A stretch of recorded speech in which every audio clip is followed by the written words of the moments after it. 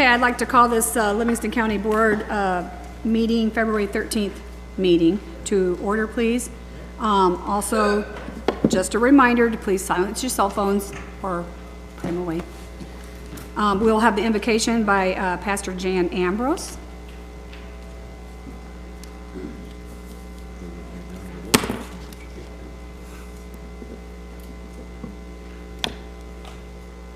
Let's bow our heads for prayer.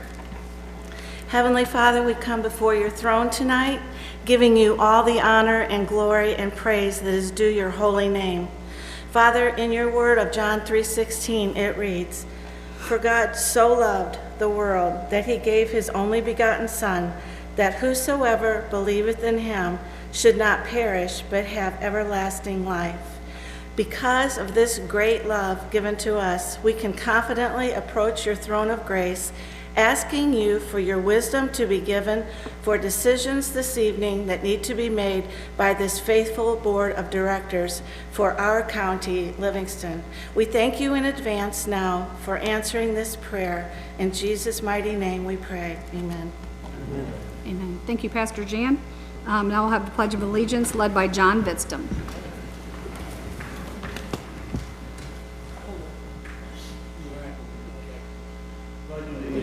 To the flag of the United States of America and to the republic for which it stands, one nation, under God, indivisible, with liberty and justice for all.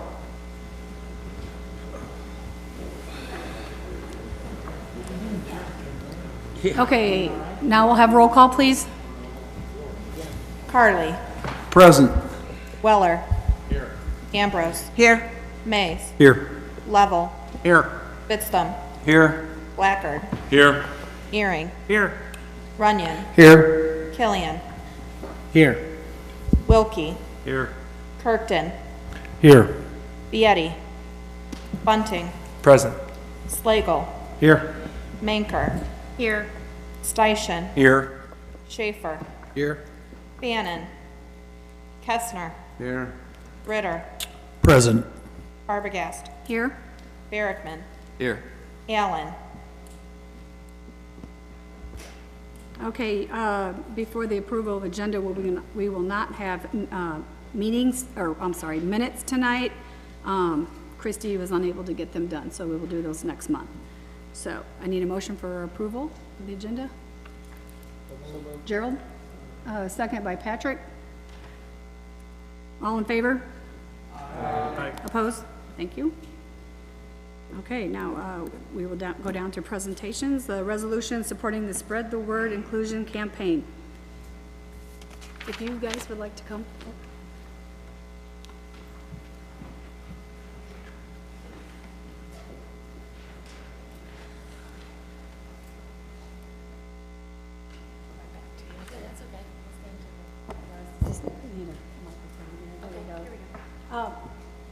So whereas the spread of the word to end the word is an ongoing effort by the Special Olympics and Best Buddies to inspire respect and acceptance through raising the consciousness of society.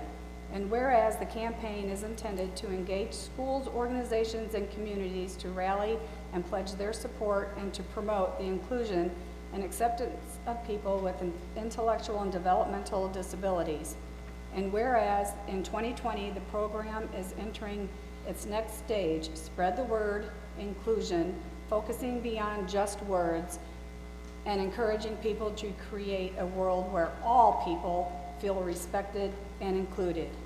And whereas the Livingston County Board acknowledges and agrees that inclusion is more than a word, it is a mindset, an action, and a way of life, something that everyone deserves. Now therefore be it resolved that the Livingston County Board in regular session does hereby pledge its support and commitment to encouraging inclusion for all and will spread the word inclusion. Now therefore be it further resolved by the Livingston County Board that it does hereby recognize and proclaim March 1st through March 7th as Livingston County Spread the Word Inclusion Respect Week. Yay.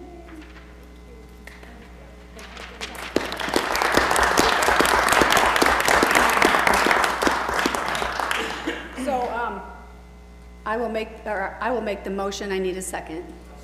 Blackard? Oh, sorry, Ritter. We need a roll call on that, Christie? Or Alina? I'm sorry. It's okay, habits, right? Carly. That's my habit. Yes. Weller. Yes. Ambrose. Yes. Mays. Yes. Level. Yes. Fitzthum. Yes. Blackard. Thank you, guys, and yes. Earring. Yes. Runyon. Yes. Killian. Yes. Wilkie. Yes. Kirkton. Yes. Bunting. Yes. Slagle. Yes. Manker. Yes. Steichen. Yes. Schaefer. Yes. Kestner. Yes. Ritter. Yes. Arbogast. Yes. Barrickman. Yes. All right, let's give these lovely people a round of applause.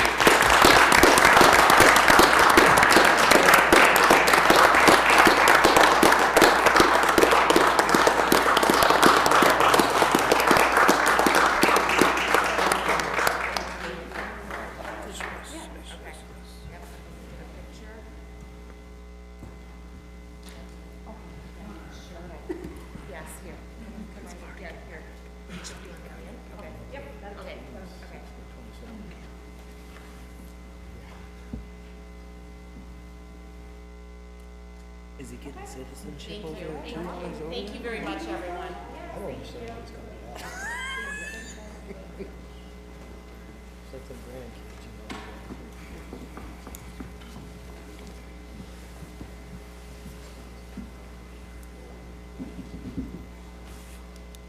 Thank you, take care.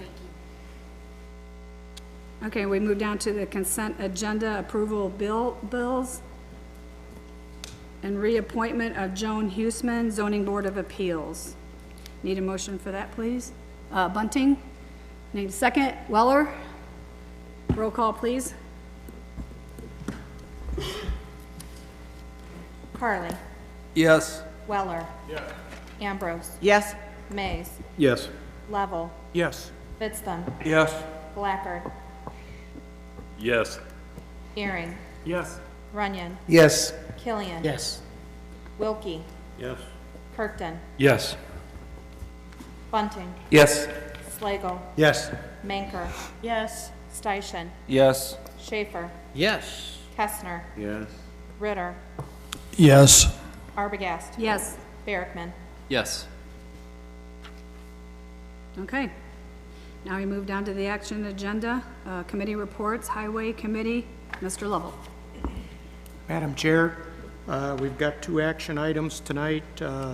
Basically, the results of a letting on February 4th concerning a bridge repair and striping, and also an agreement on the campus blacktop to go ahead and resurface that. Clay is up here. He can explain it a little bit better. Good evening. Just a couple of items tonight.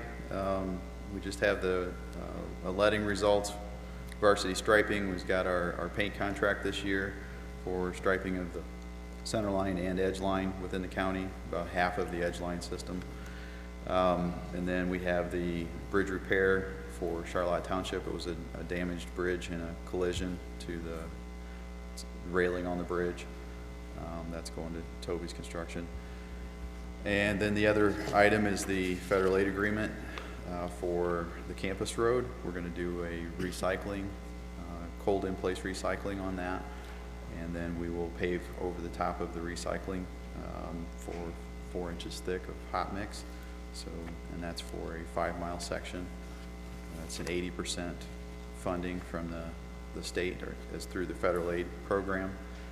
And there is a local share match, and there's a resolution that accompanies that as part of the attachments for the local share of $300,000. That's all I have. Jason?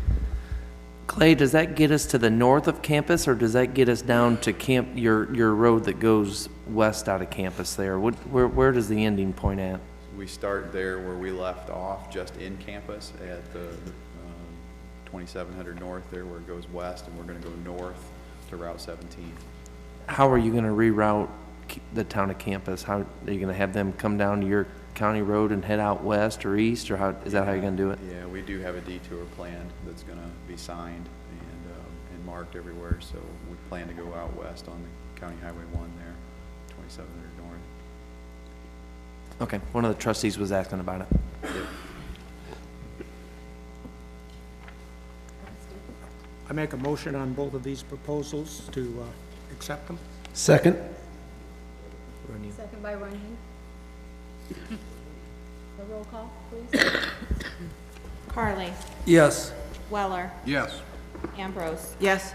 Mays, Yes. Level, Yes. Fitztham, Yes. Blackard, Yes.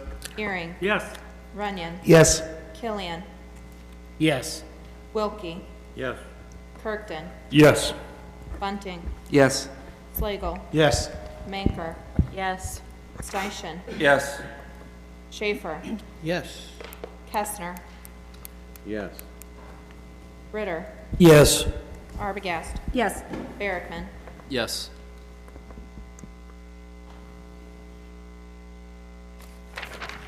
That concludes the highway report. Thank you. Okay, thank you, Steve. Now we do move down to Ag and Zoning. Mr. Bunting. Thank you, Madam Chair. As Chuck is making his way to the podium here, we have 2 action items to bring before you tonight. I would just assume do them in the same motion if we can.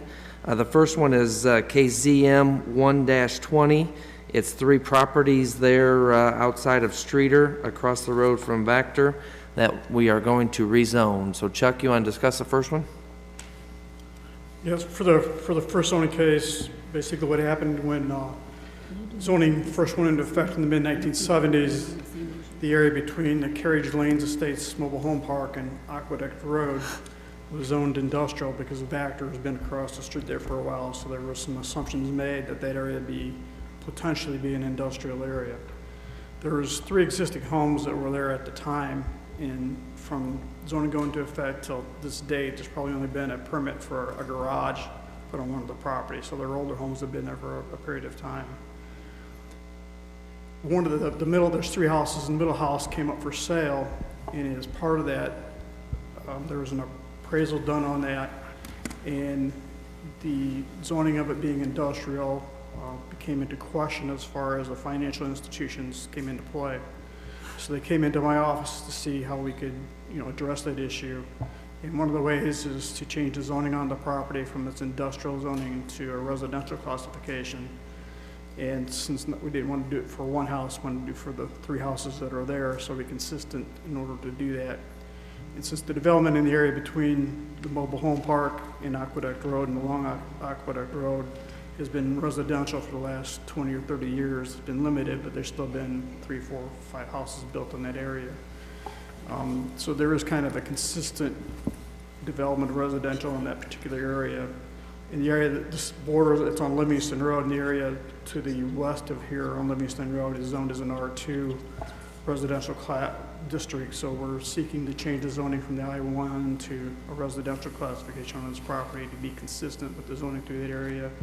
And more or less, there has been limited development, but the development going through the area also. Now, the city of Streeter has annexed the Vactor property and down to part of Aqueduct Road because of the water treatment facility being down there. So this is right, or this adjoins the corporate lines for the city of Streeter. So if they wanted to, I guess they could annex that, but it's served by Illinois American Water and the Reading Township sewer system. So that's the reason why we're changing the zoning, or seeking to change the zoning on it. Any questions on ZM? Yep, Gina? The multifamily residential Good. allows for single-family homes also, right? It does. It's the zoning classes grow upon each other. So R1 single family grows into R2, Oh. and the majority of the development in the R2 is single family. Okay, I mean, there's very little of that. thank you. And this zoning case has gone through planning, it has gone through ZBA, and it has gone through Ag and Zoning Committee. It's gone through all 3 committees. All have recommended be approved. The only people that were present at these hearings were people who own the property or had an interest in buying the property. So. Very good. Any other questions on ZM 1-20? All right, let's move to ZT 1-19. Chuck?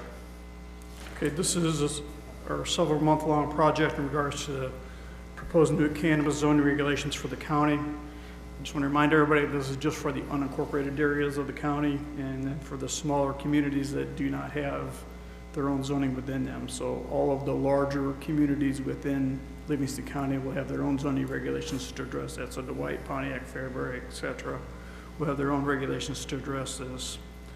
Though it may not look like it, I did attempt to keep the regulations kind of uncomplicated and to allow for addressing the unknown in the future. These are going to be special uses in which we'll have public hearings before the Planning Commission, the Zoning Board of Appeals, and these also address that the county board would be making the final decisions on these particular special uses. And since this is relatively new, you're not quite sure how to address everything that could come up in public hearings. They're kind of left to the point that we could address any issues that could come up during the public hearings in regards to those. Also, if these are approved tonight, this is a kind of a living document. So if something comes up as we learn, as we move along with cannabis businesses and regulations, it can be amended in the future, so we're not stuck as to where we're at. So these can be changed in the future and going with that. It's hard to speculate that the county will ever have any cannabis businesses in Livingston County, but it just, that is a possibility, so we're working to address that as many other communities are and counties are at this particular time. In regards to I'll just briefly go through the report, I know it was long. In regards to the report, the first part of it was just a few pages that came out of the state regulations, state statutes in regards to this. They're over 600 pages long, so you don't have the whole thing. This addresses the basic definitions of what they're doing and also gives some of the local authority as to we can come and adopt local zoning regulations in order to address this. Now, there is a lot of state regulations that goes along with this, so there is some regulations that are taken care of with that. Get to a couple of those in a few minutes. And then there's a couple divisions within here that you had originally when you voted to approve to move forward with this. And just to kind of remind you, it's divided up into kind of the agricultural area and then the industrial or commercial areas, and you have maps for both of them. In the agricultural area, it's proposed that the agricultural use craft grower, which is a smaller grower, like 5,000 square feet of building. The adult use cannabis cultivation organization, that'd be the larger one, like up next in Dwight, the large facility that's up there. And then there's also adult use processing organizations.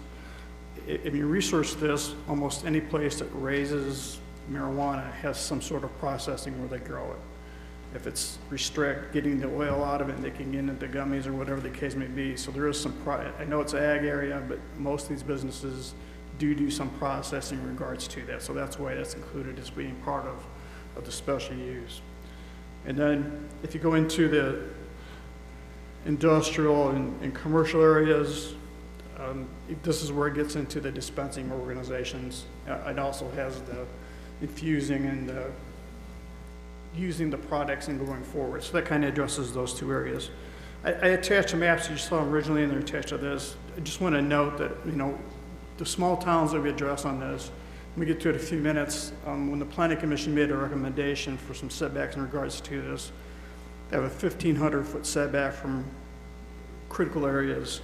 And when you look at these small towns such as Sonneman and Long Point and so forth, when you put the placement of the schools and the parks and everything goes with that, this pretty well eliminates any of these businesses going within these communities because the commercial industrial areas that are in these towns are located, like in Long Point, they're across the street from the park. They're just down the street from the school in Sonneman, or they got the park in Sonneman going to the north. So it kind of takes those issues out of play in regards to a lot of these small areas.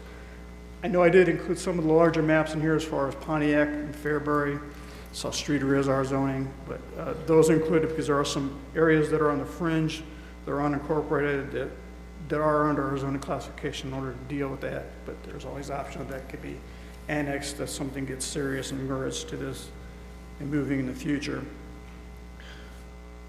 As part of the original process of looking at this, there was a model ordinance that was a municipal ordinance that kind of came around and was looked at as part of looking at defining some of these issues.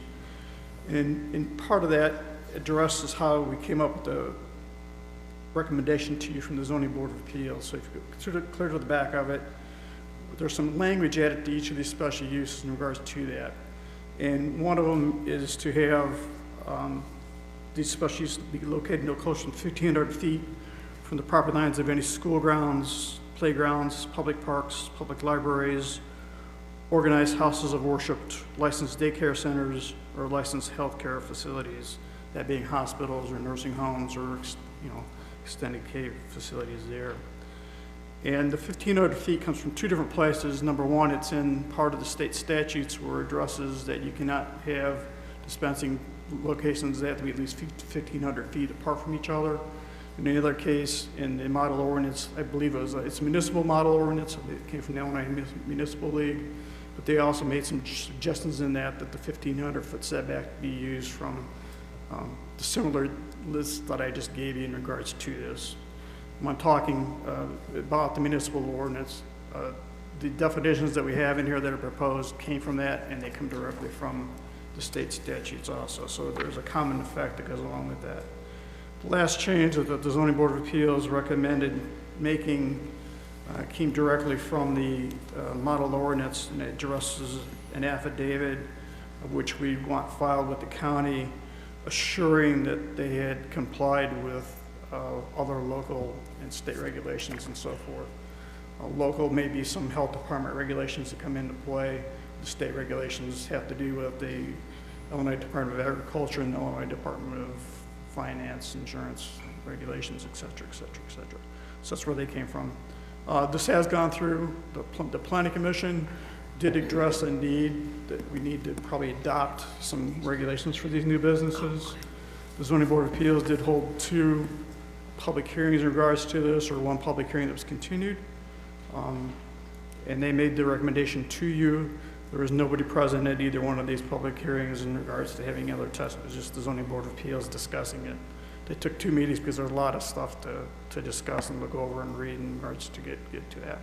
And then the Ag and Zoning Committee did meet last week, and they've also made a recommendation that this be approved as it's being presented to you.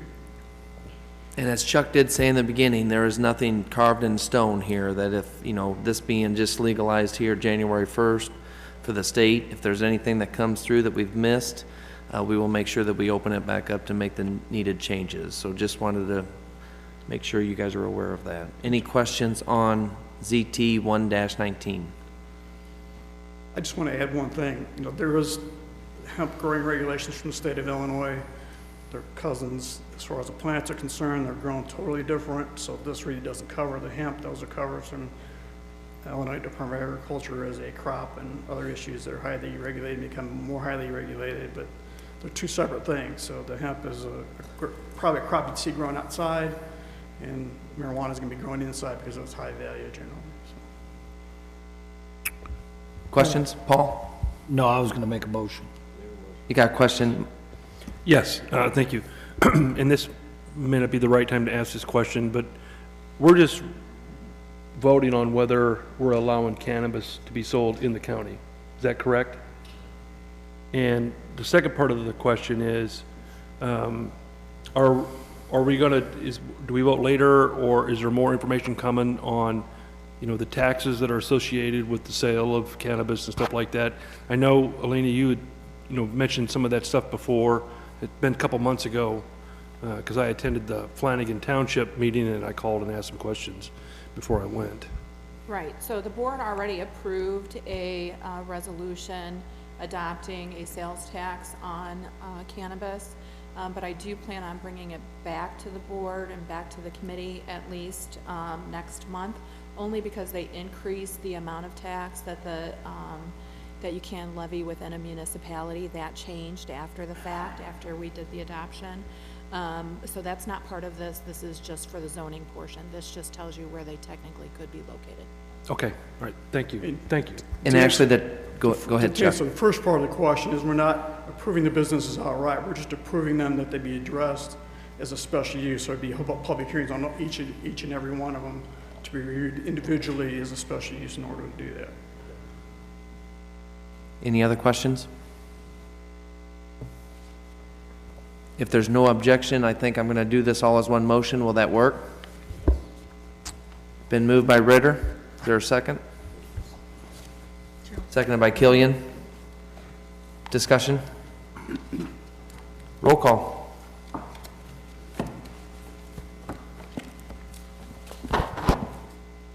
Carly, Yes. Weller, Yes. Ambrose, Yes. Mays, Yes. Level, Yes. Bitstham, Yes. Blackard, Yes. Earring, Yes. Runyon, Yes. Killian, Yes. Wilkie, No. Perkton, Yes. Bunting, Yes. Slagle, Yes. Manker, Yes. Steichen, No. Schaefer, Yes. Kestner. No. I'm sorry? No. Ritter, Yes. Arbogast, Yes. Barrickman. Yes. Thank you, Chuck. That's all I have. All right, thank you, Jason. Moving down to Personnel Committee, Vice Chair Linda Ambrose. Our Human Resources Director, Ginger Harris, has communicated with the Personnel Committee that there's a need to change the salary classification. Ginger's heading on up here and can explain the request and answer any questions. And I see we have Mrs. Deaver in the audience, who's our Public Health Administrator. If you have additional questions, you can ask her. Thank you. Our salary schedule, Jackie and I have been in conversation around the registered nurses that she needs to employ to administer the grants that we receive from the state of Illinois. One of the things that Jackie has run into is the regulations and the requirements for those nurses have increased over the last couple years. So for her to be able to administer those grants according to the grant, she has to hire nurses that have a certain skill set. With that being said, we've looked at the market for the skill sets for those types of RNs, and our salary schedule, the P3 classification, is the only classification that we're looking at. We would like to expand that salary schedule to stay competitive within the market for the skill set RNs that Jackie needs to hire. We've left the beginning salary exactly where it is because we need the lateral move to be able to hire folks in that may have a little bit less experience as the grants and the requirements change. We don't want to move that in. We're just asking that we increase the range of the salary schedule so she can stay competitive in her hiring. Any questions? Any questions? What's it gonna cost? I'm sorry? What's it going to cost? All of the monies that come in from the grants, Jackie can absorb those costs. She has it in her budget to do this. So it's not going to cost anything additionally than what she already has in her budget. Mark? You said this was for the nurses. Is there any way this could affect anyone other than nurses? And I'm thinking union contracts and certain clauses that are in certain contracts. No. The Public Health Department, I know exactly where you're going with this. Public Health Department is governed truly by the Health Board, and that eliminates the Me Too clause out of the Highway Department's contract. John? If we don't have the RN to administer the grant, where do people get the service then instead? And can somebody else, are there other people competing for these grants?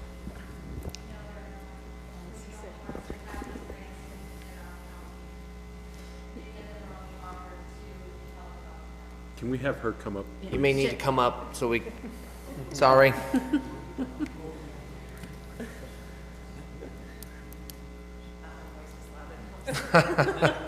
Right, but it's not recorded I know. either. Many of the grants are only allowed to be to health departments, so there is no one else in the county that is even allowed to bid for them. And if I'm correct, if you are not able to hire the nurse, you're not able to keep some of your grants. That is absolutely correct. Over $600,000 worth of grants. Any other questions for Jackie? Bob? Yes. Hey, use your microwave, please. Thank you. Through Illinois Department of Public Health, some of them are for the Department of Human Services, which is DHS. Some of them are actually for the RNs. Those are the only ones that are included in that group. So the Reader's Digest version of this is we are just trying to make ourselves a little bit more competitive with the private market to get some qualified nurses. Absolutely. Very That's good. correct. Thank you. Any other questions? If not, I move that the resolution to amend the salary schedule be approved. Second, Gerald? Roll call, please. Carly, Yes. Weller, Yes. Ambrose, Yes. Mays, Yes. Lovell, Yes. Fitzdom, Yes. Blackard, Yes. Earring, Yes. Runyon, Yes. Killian, Yes. Wilkie, Yes.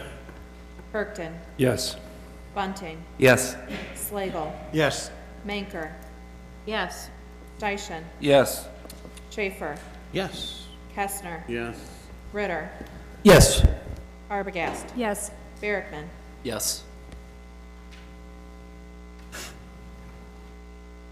Do you have anything else, Linda? That's all I have for personnel. Okay, thank you very much. Moving to Finance Committee, Mr. Schaefer.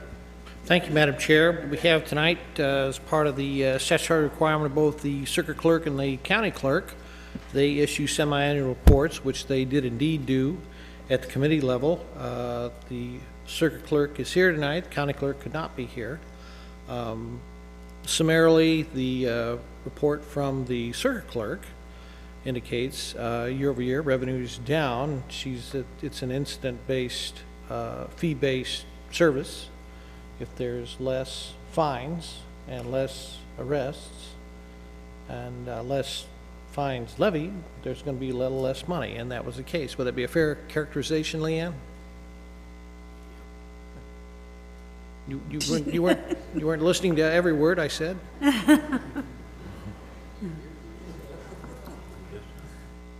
No, what I said was just you're a fee-based situation. If there's less fines levied, less lawsuits filed, your revenue will be down, and sure enough, in this particular year at hand, that was the case. Right. Okay. It's set by statute, and some of the fees, the county board, before July 1st, you approved of that, so. Any other questions of this person? Nope. Hearing none, I would motion that a report be approved. Is there a second? Second. Kirkton, second. Roll call, please. Carly, Yes. Weller, Yes. Ambrose, Yes. Mays, Yes. Lovell, Yes. Fitzdom, Yes. Blackard, Yes. Earring, Yes. Runyon, Yes. Killian, Yes. Wilkie, Yes. Kirkton, Yes. Bunting, Yes. Slagle, Yes. Manker, Yes. Dyson, Yes. Schaefer, Yes. Kestner, Yes. Ritter, Yes. Arbogast, Yes. Barrickman. Yes. Okay. Thank you, Leanne. The clerk's report indicated that we've had a new fee regime over the last year, and she, of course, incidents where real estate transactions are recorded and other things that flow through that are required to be recorded in that office. And her revenues were up, which is good. Those are pretty much nominal things. They're not going to keep anybody from doing a transaction. And we had commissioned a study that indicated that there was some slack there, that we could do that without really defeating anybody's purposes, and did so, and it's worked out fairly well so far. And I probably couldn't answer any questions other than that. So I would motion that that report be approved. Second by Weller. Roll call, please. Carly. Yes. Weller. Yes. Ambrose. Yes. Mays. Yes. Level. Yes. Fitzdum. Blackard. Yes. Earring. Yes. Runyon. Yes. Killian. Yes. Wilkie. Yes. Kirkton. Yes. Bunting. Yes. Slagle. Yes.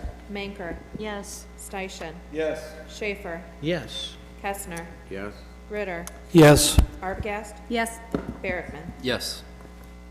Last item of business, Finance Department and all our department heads do a real good job of trying to get by the end of our fiscal year, which is November 30th, all the bills for the prior year end. However, it would be unrealistic to think that that is achieved by November 30th, sometimes not by December 30th, and sometimes not by January 31st the following year. This year is no exception.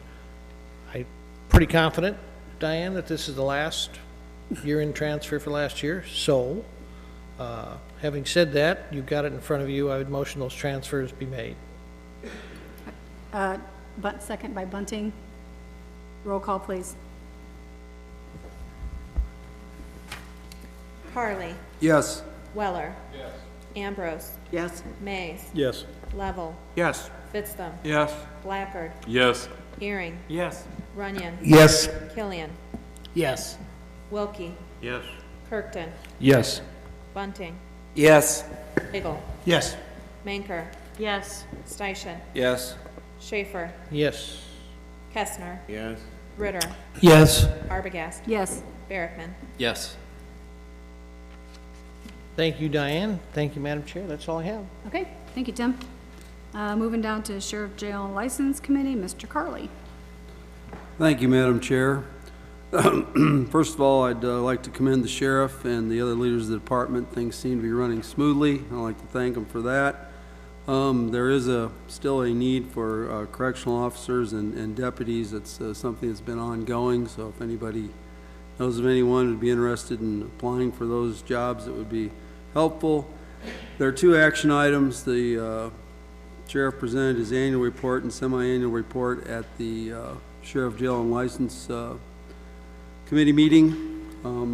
Sheriff is here tonight, but we can ask some questions in a moment. First of all, I'd like to put them both together and make a motion to accept those reports, and if there's a second, then we can have discussion after that if we have to ask the sheriff. Ritter? Ritter, second. Discussion? Any questions for the sheriff? He is here. We do have a copy of the report, too, in our packet. You want to come up, Tony, please? And just because I've not seen your report before in past years, this jail fiscal report, Yes, ma'am. is this all revenue here? These first three items? Is that what that is? The third line is the total revenue. That's the total revenue? Yes. Okay, thank you. That's all I had. That's the total, I'm sorry, that's the total revenue for the out-of-county income. Oh, okay. Okay. Thank you.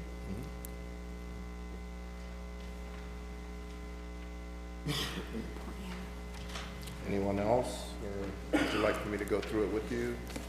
And any other questions?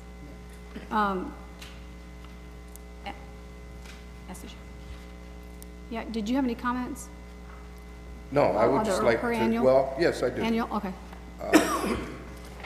I would like to thank each and every one of you for the diligence and the goodwill that you have shown our department in the last year. I think we've accomplished some very good things, and I think we're on the way to continuing to accomplish some great things at the sheriff's office. Thank you. Thanks, Tony. No other questions? There was a second or a first and a second. Who? Oh, Bob? Sorry, Bob. Yeah, Sheriff? Yes, sir. Do you mind if we touch on that, that jail report just a bit? Which report, sir? The Livingston County Jail report? Yes, sir. Yeah, I think you touched on it just briefly there a second ago. Yes. The total jail budget that it says there on the top line? Yes. Of the 2.7 million? Yes. And then, of course, it shows the funds we bring in from the out-of-county inmates. Correct. And then the total, that puts you at 2.9, and you get over 3 million by adding in the mileage reimbursement, correct? Correct. Okay. So the money we're bringing in from the out-of-county activities and the mileage yes, is actually more than enough to cover the total cost of running the jail for the year. Yes. Looks like we brought in over 300,000 more than what the actual budget at the jail was. So due to the fact that we're bringing in that outside money, that's $314,000 to the positive, over and above the fact that we're keeping our own county inmates. Yes. That out-of-county income has actually made our jail self-sufficient. Correct. So as far as taxpayers' dollars having to support keeping our Livingston County residents in the facility, it's not. No, sir. So the jail is doing what we built it to do. Yes, absolutely. Thank you. Thank you. Patrick? Yeah, Sheriff, thank you for being here tonight and putting all this together. I guess my only question would be, when we're dealing with the federal government, are they, or state government, state, federal, are they good in paying? Are they, oh, absolutely. They keep it up? I've known of no issues Good. with I should say federal gov pay. No. Good. None Thank you. whatsoever. Joe? Hey, Tony, thanks for showing up tonight. I'm looking at these, the drug arrests with the cannabis legalization now. How much pressure is that going to put on your guys? Is that going to make it a lot more difficult to do what you've been doing?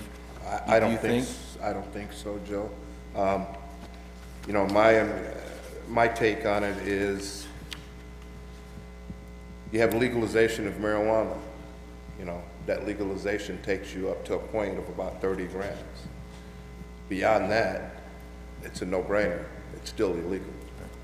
So that's why when they asked me last summer when we were training the K-9s if I wanted to take cannabis out of it, and I said no, because why would you take the cannabis out of it and have the dog not alert just because it's a legal amount when inherently there could be an illegal amount also there. Right.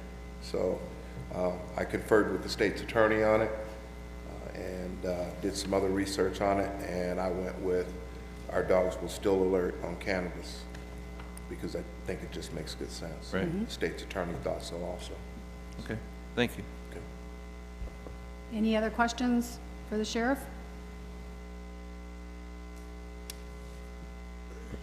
If not, no, it's. We've already got it. Motion, the motion and second's already been made.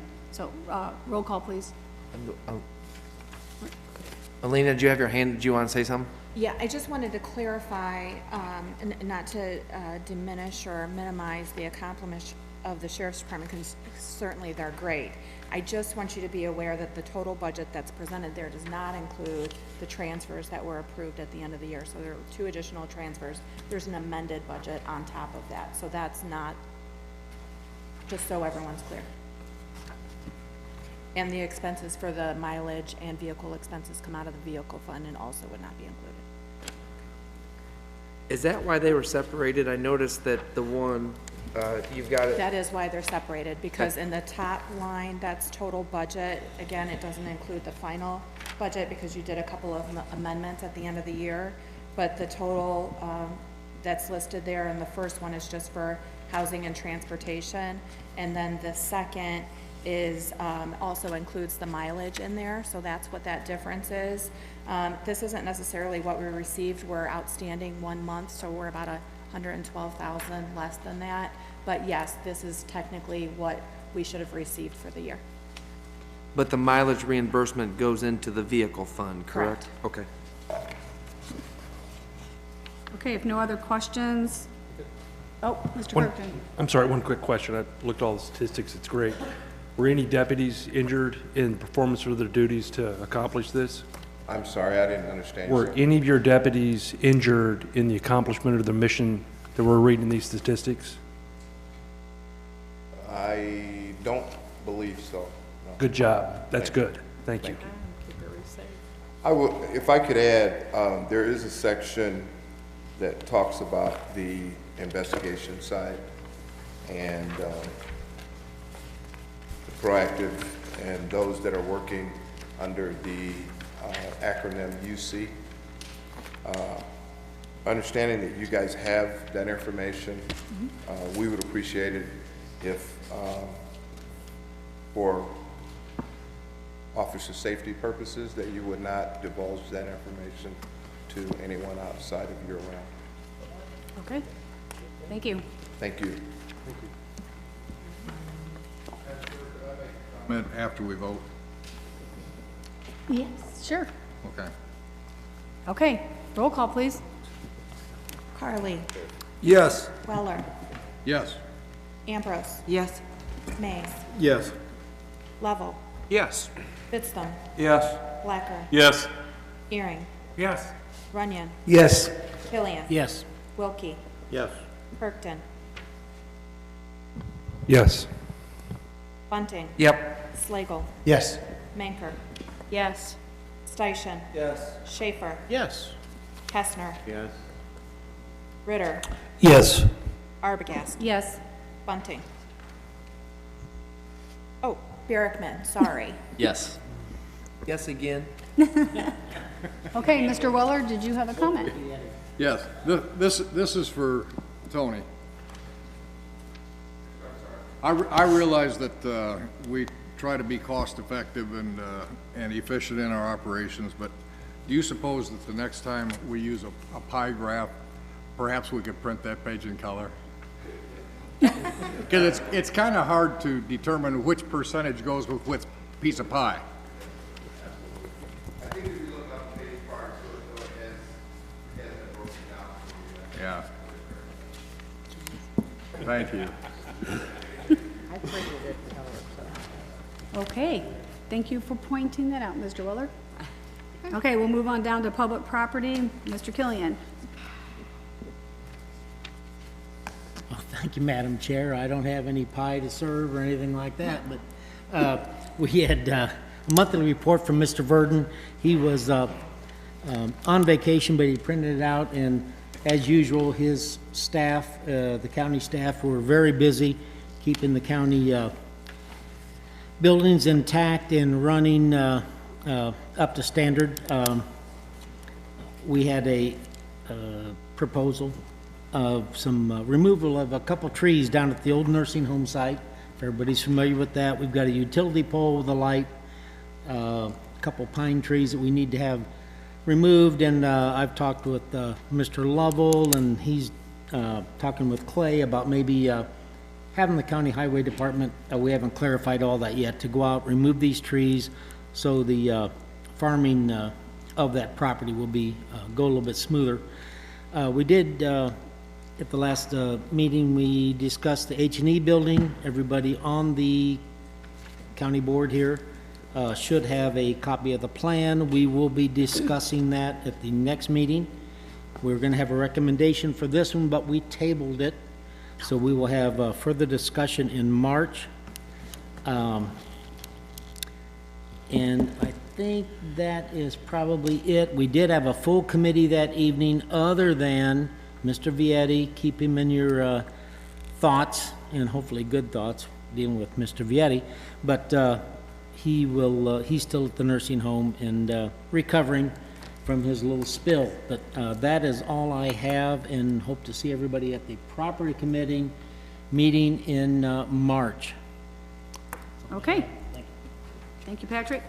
Moving down to administrative committee, myself, nothing to report at this time. Down to election and rules and legislation. Is Vicky vice chair of that committee as well? Okay, and she's not here, so I will just, no report, unless you wanted to say something, Alina, about it? Nothing? Okay. Then we'll move down to Veterans Assistance. Mr. Kestner. I failed to attend that meeting. I had car problems, so Joe Steichen, the vice chairman, could report. Okay, thank you, Mr. Kestner. It was a good month. Last month, the bills were low. They did have one employee resigned as a driver, so the commission will be hiring another driver. I think they put the ads out. They're on the website, and they're going to put an ad in the paper. Other than that, I don't have anything to report. Okay. Thank you very much. Moving down to IT. Vicky is not here. Mr. Mays. Thank you, Madam Chair. As I was absent, there'll be no report. Okay. Thank you. Livingston County Housing Authority, Mr. Slagle. We did not meet this month, so no report. Okay, thank you. Mid-Central Community Action, Mr. Wilkie. Yes, the MCCA is busy with weatherization and helping with gas and electric bills, and we're looking for a house, habitat house in Livingston County, and that's all I have to report. Okay, thank you. Moving down to Board of Health report, Mr. Steichen. Thank you, Madam Chairman. As you recall, we did cover that in the Finance Committee, and we haven't met since the last time I reported, but the next meeting will be March 30th. I will remind you again next month at the meeting. Okay, thank you. Mental health report, that would be Mr. Vietti, and he is not here, so we'll move on down to public comment. Anybody has any public comment? Hearing none. We have no executive session. I'd like to make a motion to adjourn. Hold on one second. Oh, man. There is a memo here on, that Alina had put on everyone's desk.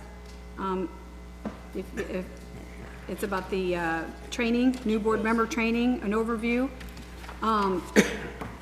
It's for new board members to understand some of these things, but everyone is welcome to attend. Would be great. If nothing else from anybody else, Mr. Ritter, second to adjourn. Blackard, all in favor? Aye. Opposed? All right, thank you all, and be safe.